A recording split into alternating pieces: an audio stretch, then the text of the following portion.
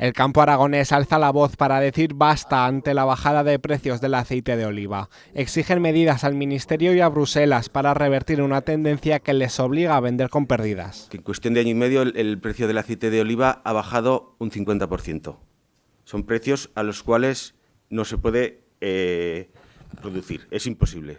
Es imposible producir a los precios que está ahora. Estamos hablando de precios de 2 euros el kilo aproximadamente. Cuando los costes de producción son 2,75 euros. Por lo tanto, estamos a pérdidas, ¿vale? No hay un solo sector que pueda trabajar con los costes de producción más alto que con lo que nos pagan por nuestras producciones. Los agricultores aseguran que esta situación podría suponer a medio y largo plazo el fin de un sector que cuenta en Aragón con unas 45.000 hectáreas y que produce 17.500 toneladas de aceite para todo el mundo.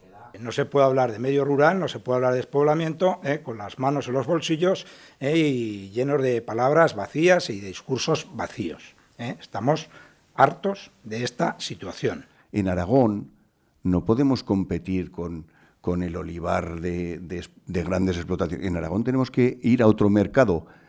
Pero si no defendemos esto, adiós cooperativas, adiós pueblos, adiós olivareros. Además, también piden a los consumidores que tengan cuidado con el aceite que consumen, ya que tienen sospechas de que algunas superficies mezclan los aceites de oliva con vegetales para vender a precios más baratos.